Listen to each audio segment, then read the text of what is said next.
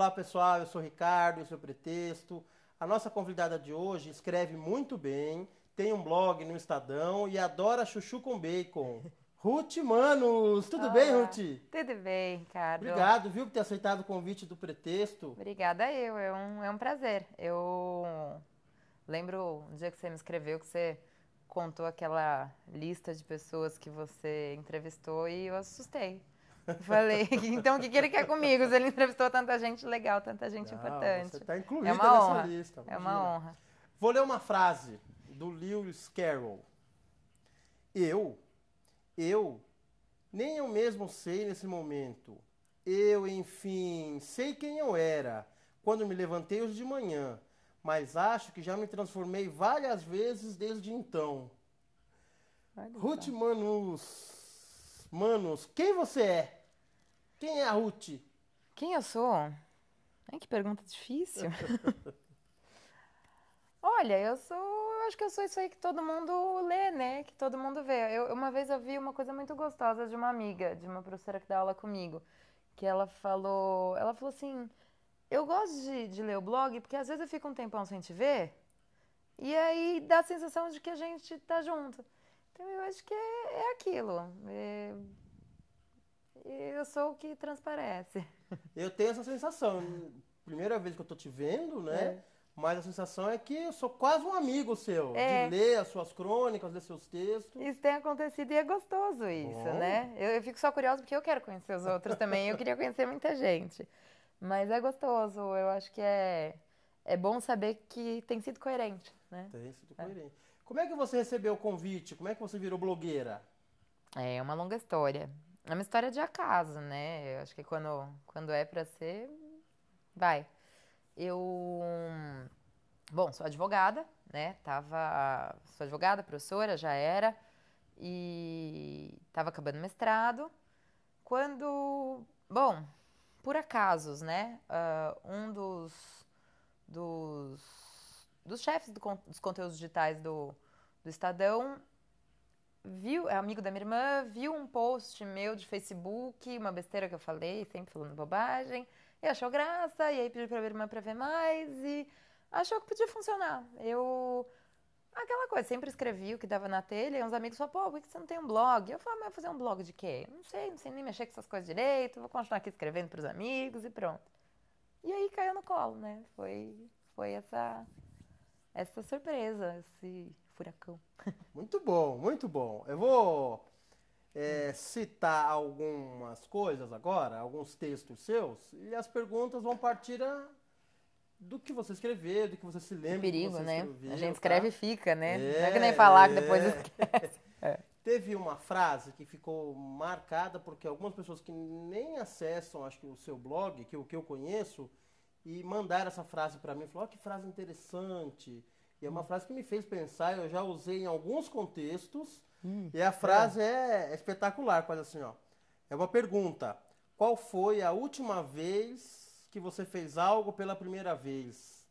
Engraçado, né? E sabe que eu li isso em algum lugar. Essa frase, eu desenvolvi o texto em cima dela, mas eu já tinha lido isso em algum lugar. E dá um medão essa frase, né? A É, eu gente, a parei gente para começa, a pensar gente começa a isso. achar que a vida tá. Caramba, né? Você pelo menos comer uma bolacha nova, pelo menos, fazer alguma coisa. É isso aí. A gente assusta com o quão vai ficando viciado, né? O dia a dia. É, esse Tem um texto. texto, É. nesse texto você desenvolve, aos 18 anos você se prometeu que nunca faria da sua vida um mero encadeamento de dias. Bacana. É. Você tem conseguido cumprir essa promessa de não fazer a sua vida um mero encadeamento de dias? Eu acho que a vida tem colaborado muito comigo, né? Tem sido muita novidade, muita informação. Acho que quem acompanha os textos deve saber também, né? Eu perdi minha melhor amiga, né? Uma das minhas melhores amigas com 18 anos. E acho que foi até um pacto meu. Eu agora tava lendo alguma coisa que eu escrevi, acho que foi minha dissertação de mestrado e tal, e nos agradecimentos, quando eu falo da Amada, essa amiga que eu perdi, é, eu falo que eu tenho sempre vontade de fazer tudo que ela não teve tempo de fazer. E é um pouco esse compromisso, eu acho que é uma forma de me cobrar, sabe? Eu não vou ficar acomodada, não vou tem medo de arriscar. E acho que vem conseguindo. Não sem medo, né? Tenho medo, mas tá rolando. Pô, olha, essa sua pergunta é uma pergunta assim simples, essa que você reproduziu, mas assim teve um efeito de muita gente me mandar e falar: "Olha que frase interessante, parar para pensar na vida". E talvez você possa ser essa amiga que você teve, né, que acabou desencadeando isso. O seu texto Que bom, né? pode estar servindo para isso, né? Eu acho que é isso que vai dando muito sentido pra tudo que eu faço, sabe? Pra escrita, porque eu sempre recebo muito retorno gostoso também, recebo um monte de pedrada, né? A gente vai ficando calejada. No começo eu ficava mais ferida, mas as pessoas elas são muito atenciosas. Então, assim, mesmo o texto que eu postei ontem, né, que era sobre a voz da avó, uma coisa simples, né? Não tem nada muito elaborado. Mas, sabe, me escreveu uma menina dizendo que a avó tá com Alzheimer, mas que ela liga todo dia. E, sabe, a avó não lembra quem ela é quando ela liga, mas. Pô, quando essas coisas vêm, eu falo, não, eu tô fazendo a coisa certa, Tá sabe? valendo, né? É. Uma crônica sua, você É. conta do roubo do seu iPhone. E o que podia ser só um episódio de infortúnio acaba gerando uma reflexão mais profunda. Você pode comentar um pouco disso? Como é que foi o roubo do seu iPhone? As Poxa, circunstâncias? circunstância, né? Parece até aquelas conversas de madame, né? Com taça assim, contando. Ah, roubaram meu iPhone em Milão, ai que chique. Mas né? Eu tava morando em Lisboa e fui visitar a minha cunhada, que mora em Milão. E aí foi isso, fui passear um dia de inverno, chuvarada, fui passear no cemitério, né? Vamos confessar que eu adoro passear no cemitério, vou em todos os cemitérios da cidade onde vou. Como tem aquele cemitério monumental, imenso lá de Milão, fui. E aí depois paramos pra comer uma coisinha, e eu e meu namorado, e aí entraram duas menininhas da idade da minha sobrinha pra pedir dinheiro, aquela coisa, celular na mesa, e aí a gente foi pegar uma fatia de pizza pra dar pra elas. E eu nem. Eu sou meio tonta, né? Nem. Só ia perceber muito tempo depois. Mas depois, no movimento e tal, ele virou pra mim e falou: seu celular tá aí? Eu falei: não, deve estar na bolsa. Eu me culpo primeiro, né? Quem é doida sou eu. Eu falei: não, deve estar na bolsa. Eu falei: não, deve estar no bolso do casaco. E não tava em lugar nenhum. E aí foi isso, claro. Fiquei super chateada. A gente fica meio sem saber como agir. E aí a dona do café, que também queria tirar o dela da reta, né? Falou: não, vocês vão até a polícia e tal. E foi quando eu pensei, eu falei, caramba, eu olhar, pensar na casa da minha sobrinha de 10 anos. Falei, se os policiais encontrarem, o que vai acontecer com elas? Ah, é hipocrisia, excesso de generosidade? Eu não sei o que é. Mas eu falei, eu não quero, paciência. Era pra ser, vacilei, deixei em cima da mesa, não deixo mais. Mas comecei a pensar mais sobre isso, né? Como às vezes a gente pensa só o nosso probleminha aqui e não pensa no quanto do mundo e no quanto de outras coisas que a gente faz estão envolvidas nesse ciclo tão doente, né? Você é advogada, eu vou falar um pouquinho mais disso daqui a pouco, mas só um É. pouquinho daqui Que a bom. pouco. Mas você é contra a redução da maioridade penal, então? Eu sou totalmente. É. Eu sou totalmente. Eu, ó, tô bem acompanhada, né? Tô com a Unicef, tô com a ONU. Acho que só não quer enxergar quem não tá afim mesmo, não é solução, não vai reduzir a violência. É, bom, poderia dar. A gente podia conversar 2 horas disso, né? Mas sou assim, e acho que esse episódio só me fez ter mais certeza disso.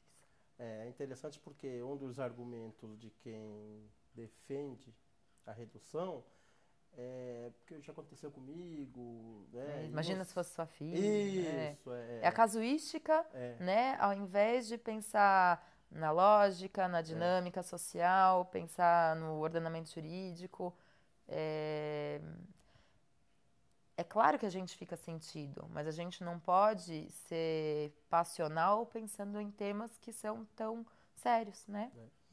E no seu texto você fala uma coisa que eu achei muito bacana, assim, a devolução do seu iPhone representaria, assim, talvez uma dificuldade muito grande para aquelas meninas, né? Se elas fossem pegas e talvez você tivesse seu celular de volta e elas perderiam uma chance muito grande de... Eu não sei o que ia acontecer, né? Não sei, também não fiquei pensando muito nisso.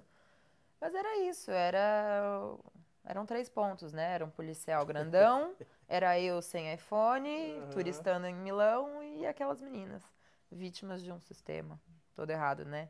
É o que eu falo, né? Se tivesse sido um cara grandalhão, um cara de malvado, ia ser mais fácil ficar com Seria raiva. mais fácil, sem Ia ser mais dúvida. fácil falar pra polícia, mas naquela É, situação foi. sensibilizou. É, enfim, coisas de tia, né? É. Imagina quando virar mãe, Deus me livre. Ó, polêmica agora, hein? Eita. Tudo tranquilo.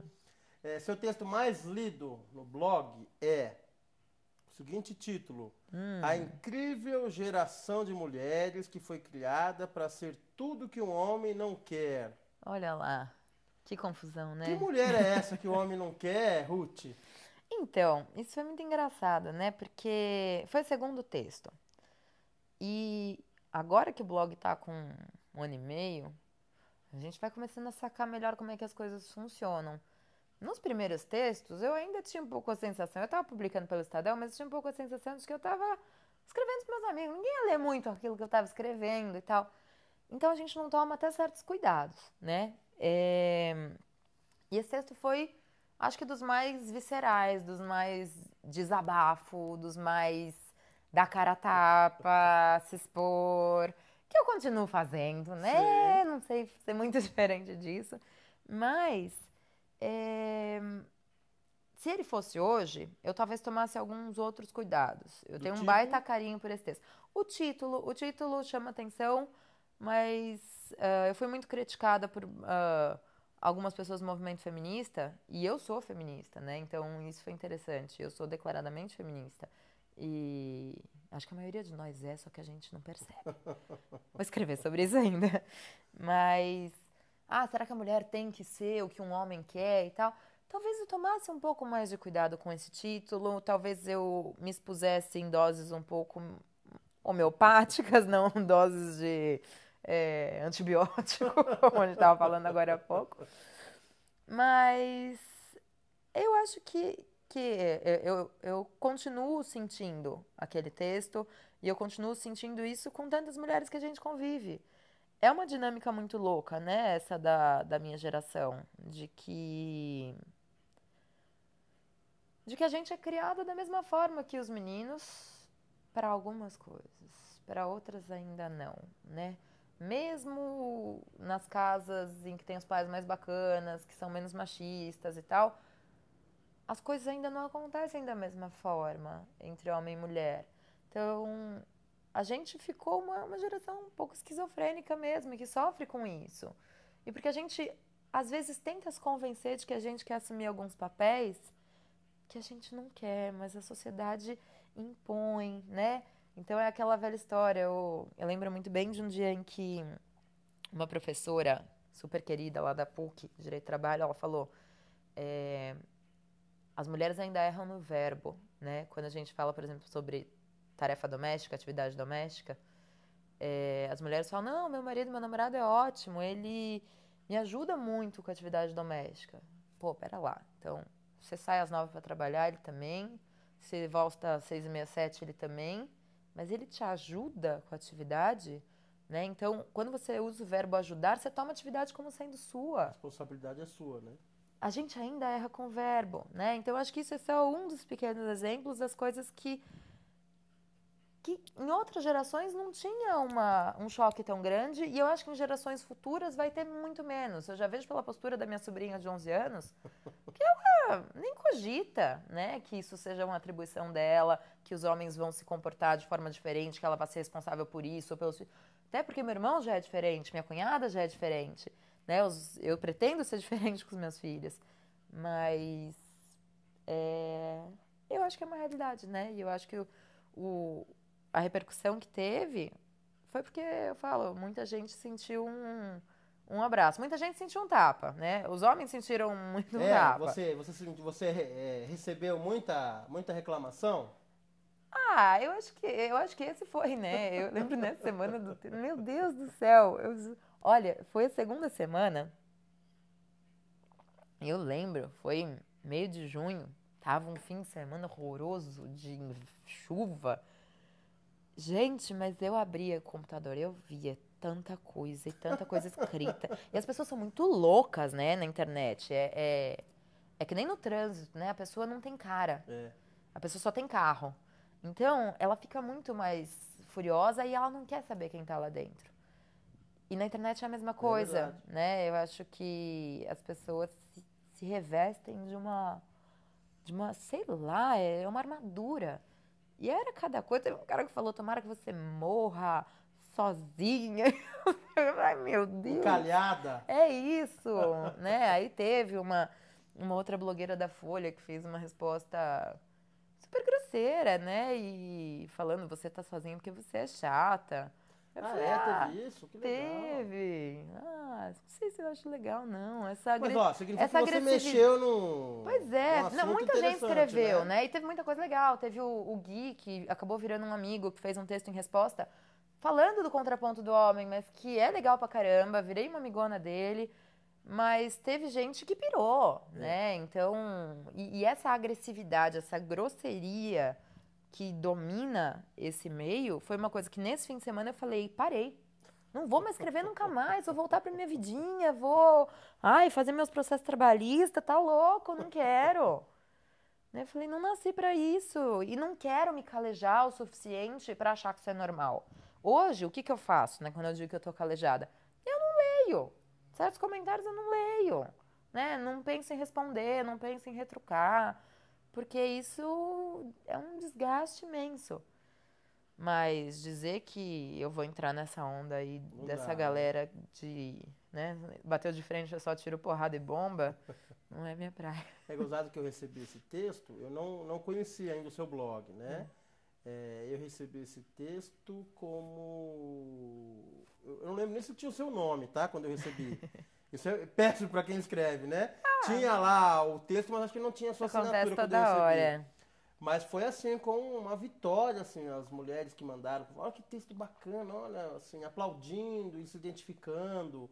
Então eu não imaginei que pudesse ter essa reação contrária, Teve, ruidosa. mas é isso, né? E é legal, assim, eu acho que quando tem o contraponto, É né? Teve assim, muito texto que eu li e falei, pô, não tinha pensado é, nisso, né? Eu lembro que teve um blog feminista que escreveu também uma coisa que eu falei, pô, pode crer, não tinha pensado nisso, né? E são coisas que vão ajudando a gente a fazer textos mais bacanas, sim, conforme o tempo passa. Mas tem gente que não sabe brincar, né? é. Mas olha, eu quando mandaram pra mim, eu senti quase o cheiro de sutiã queimando novamente. Assim, era uma vitória de quem mandou, viu? Ainda tem muito sutiã a ser queimado. É, alguns textos seus têm um tema recorrente: amizade, amigos. O que precisa ter para ser seu amigo? O que seus amigos têm em comum? Eu sou tão fácil. É aquela coisa de mulher, né? Entra no banheiro, sai com 15 amigas. É mais ou menos isso. Eu sou super falante, né? Sou geminiana. É, e acho que sempre muito aberta a conhecer as pessoas, mas eu tenho muita sorte. Eu tenho muita sorte com os amigos que eu tenho. São, são aquela coisa que se confunde com a nossa própria existência, né? E eu acho que eu tenho um grupo de amigos da época de escola, amigos há trocentos anos, e, e essa minha amiga que morreu, né, que ficou doente durante 1 ano e meio, era dessa galera. Então a gente com 18 anos encarou uma coisa que não é o habitual de se fazer com 18 anos, né? Os nossos finais de semana dos 18 anos foram todos no AC Camargo, né, no Hospital do Câncer. E a gente passou a valorizar algumas coisas que as pessoas só começam a valorizar aos 50, 60, né? Amizade, companheirismo, presença, saúde. Foi muito engraçado. Eu acho que eu passei a ver as coisas de uma forma muito diferente. A perda da Má, ao mesmo tempo que acho que foi das maiores dores que eu já tive, também foi dos maiores ganhos em termos de maturidade e de valorização da vida e das pessoas. Então acho que talvez isso seja uma coisa que faz diferença. E mesmo os amigos que não são relacionados com essa história, a ótica muda pra sempre, né? Uhum, É bacana. bacana, bacana. A frase provocativa, E, tá? Vamos e, lá. Do Robert Frost. Um júri é composto de 12 pessoas escolhidas para decidir quem tem o melhor advogado. Você é advogada. O que é uma boa advogada, Ruth? Quem que tá perguntando? O advogado devolve com pergunta, não é isso? Uma boa questão. Quem tá perguntando? É o juiz que tá perguntando quem é um bom advogado? Então, é o professor que tá varia. perguntando quem é um bom advogado? É uma parte? É a outra parte? Eu acho que eu tenho muita sorte também na minha formação, porque os meus pais são advogados, né? Minha mãe sempre trabalhou com direito de família. O meu pai foi juiz a vida inteira, juiz de trabalho, se aposentou, advoga hoje junto comigo. E o meu pai também é professor. Então, eu acho que eu consegui ter uma formação bacana, né? A mãe é advogada, o pai é juiz, o pai é professor. Eu me tornei professora. A gente vai vendo que nem sempre o melhor advogado é o que ganha a causa. Nem sempre o melhor advogado é o que tem melhor currículo. Nem sempre o melhor advogado é o que tem a melhor causa. Tá. Eu acho que tem uma série de sutilezas, né? E eu acho que a vida de um advogado não é formado por... o currículo de um bom advogado não é formado por número de vitórias, nem por número de diplomas, mas pelo conjunto disso tudo, né? Pelo relacionamento que ele tem dentro do direito, pela postura que ele adota, pela relação com os clientes. Eu acho que é uma arte, viu? É uma arte. Ninguém acha que ser advogado é uma arte, que o direito é uma arte, mas a gente pega um caso, que é da vida, joga para uma tela em branco e transforma aquilo numa coisa jurídica, né? Então, não deixa de ser uma arte. Não é fácil. Próxima você vai escolher. Vou te dar 3 temas, você escolhe um e eu faço a pergunta. Pergunta jogada, pergunta medrosa e pergunta incompleta. Jogada, medrosa e incompleta. Medrosa. Medrosa? Uhum. Tá no seu blog. Tá? Eita. Essa é uma informação que eu Tudo peguei que você fala lá. que tá no blog, a minha reação é: eita, o que eu falei? É uma pergunta que pra mim parece um pouco assim, espantoso. Vamos lá. Você tem medo de vaca? Tenho medo de vaca pra caramba. Como é que é isso, Ruth? Olha, Da onde vem esse medo? Tem uma história. Eu, quando era criança, eu tava um dia... Na verdade, eu nunca tive cachorro. Então, eu já tenho um pouco de... Não medo. Dos grandões eu tenho medo. Mas dos pequenos, eu sou aquelas pessoas que não sabem brincar muito bem com o cachorro. Não tem muita intimidade. Não sabe se eles estão bravos, se não estão. Eu também passei por isso. Eu não tenho assunto. Não é? Não tem assunto. É isso. Né? Eu acho fofinho e tal, mas eles vêm lá, eu não sei o que é pra fazer e tal. Isso. Bom, e aí, quando eu era criança, eu tinha mais medo de cachorro. E um dia eu tava no sítio de um amigo dos meus pais, dentro da piscina. E aí apareceram uns cachorros. Já fiquei um pouco com medo. Só que eu não sei de onde apareceu uma vaca. E a vaca começou a correr em volta da piscina e os cachorros latindo, correndo atrás da vaca. Gente, mas eu tive um pânico. Eu gritava. Porque eu imaginava que todos eles iam cair na piscina uma hora, junto comigo. Uma coisa, dava aí uma cena de filme. E ninguém me ouvia, né? Isso deve ter durado 30 segundos. Na minha cabeça durou 4 meses, sabe? Aquela angústia e tal. E ali começou um problema com vaca. E aí, quando eu descobri que vaca tem chifre, piorou, né? Porque a gente sempre acha que vaca não tem, que quem tem é só o boi, mas vaca também tem chifre. Putz, sei lá. E teve uma vez que eu tava em Monte Verde, veio um monte de vaca andando e eu subi num portão. Eu não tenho medo de vaca mesmo. Puxa vida, que... Precisa superar, que né? insólito, né? Insólito é bonito. Bonito. Meu medo de vaca ficou chique agora. Eu conheci o seu blog, estava assistindo Brasil e Alemanha na Copa do Mundo. E aí, nem me fale. Pois é, e aí eu estava assistindo com os amigos e um deles falou assim, eu quero ler o que vai ter no pretexto amanhã sobre esse jogo. E aquele foi quase um desafio, né? E eu começo o meu texto falando o que você falaria para o Filipão, para não detoná-lo, né? Para não deixá-lo mais triste ou pior do que ele estava, né? E aí eu escrevi e assim, atordoado, né? E pesquisando coisas, aí eu encontrei o seu texto. Carta para uma seleção derrotada. derrotada. Né? E Ruth, você escreveu ali o que eu queria ter escrito, assim. Se eu pudesse, eu tirava o seu nome e colocava o meu ali. Isso é muito engraçado, porque toda vez que quando eu escrevo, eu procuro escrever com um pouquinho de antecedência pra no dia de postar, ver se aquilo continua fazendo sentido pra mim. Porque às vezes tem um dia, né? Ainda mais mulher, oscilações hormonais e tal. Tem dia que você tá dramática, escreve uma coisa, você acha que tá uma beleza. Aí no dia seguinte você fala, nossa, que drama chato do caramba. Não resiste a uma revisão, né? Aí outro dia você volta, toma uma cerveja, tá de muito bom humor, escreve, achou super engraçado, no dia seguinte não tem graça nenhuma. Então, eu costumo tentar amadurecer um pouco os textos, pelo menos ao longo de uns dias, uma semana. E tem alguns poucos textos que foram assim de bate-pronto, dessas coisas que na hora que eu não podia ficar quieta, né? A situação do menininho sírio, algumas semanas foi assim, foi desses que eu olhei, escrevi e foi. Quando o Levi Fidelix falou aquela sessão cultural, um debate sobre homossexualidade, também foi dessas que eu falei, não, no dia seguinte eu acordei e escrevi. E esse foi o primeiro nessa onda. Foi muito engraçado, porque eu tava viajando, e aí, naquele dia, por acaso, eu tava com um amigo que foi embora encontrar o namorado e tal. Naquele dia eu fiquei sozinha em Madrid, no dia do jogo. E aí eu tava ali num pedacinho legal de Madrid, já tinha ido nos bares assistir um jogo, falei, vou lá naquele bar, né? Aí antes de sair eu falei, eu acho que eu vou ver sozinha no quarto do hotel. Porque vai que tem alemão, né? Eu sou meio brigueira, já briguei em bar por causa de futebol, ai que elegância, já briguei. Briguei inclusive com palmeirense, não vou nem falar nada. Olha só. Mas agora é só mugir que você sai correndo, se tiver uma briga... se levarem uma vaca junto, aí eu não encaro não, meu. Vaca, pitbull, essas coisas ferozes e tal, eu não encaro. Sim. E aí foi isso, aí eu assisti sozinha, graças a Deus que eu fiquei no quarto do hotel. Muito.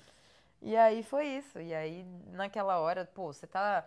Todo mundo ficou mal. Claro. Agora imagina você tá fora do país, sozinha. É muito bom, saiu. Eu recomendo. O que eu quero te perguntar é... A minha iniciação nos seus textos foi através desse texto. Quem ainda não conhece o seu blog e quiser conhecer a partir dessa entrevista, tem algum texto que você acha que seria interessante ser a porta de entrada? Para te conhecer melhor, para conhecer a sua obra? Que legal, né? Isso é muito engraçado. Eu lembro o Garcia Marques, ele fala, né, que o livro que deu o prêmio Nobel para ele é muito grato à obra, mas não é a obra da vida dele, não é a que ele mais gosta. Eu acho que eu passo, né, numa 0,001% dessa sensação com esse texto, né, a geração das mulheres, blá, blá, blá, blá, blá, blá. Muito engraçado que nem eu aguento falar o nome inteiro desse texto. Mas... Que é o mais lido, eu lembro que uma vez eu tomei uma bronca lá no... Não uma bronca, né? Mas os meninos lá do Estadão falaram, Ruth, tem que dar título menor porque aparece inteiro na barra, né? Essas coisas que eu não entendo nada de informática. E aí eu falei, nossa, eu dou uns nomes mesmo pro texto que nem eu aguento falar depois. Mas... talvez não, muito provavelmente não seria esse, né? Eu gosto muito dos que nunca fazem muito sucesso. É curioso isso, né? E é muito imprevisível, né? Tem coisa que você posta e você fala, isso aqui é eu que gosto, mas ninguém vai ligar. E ligam. E tem dia que você fala uma coisa, isso aqui talvez bastante gente se identifique. E não acontece.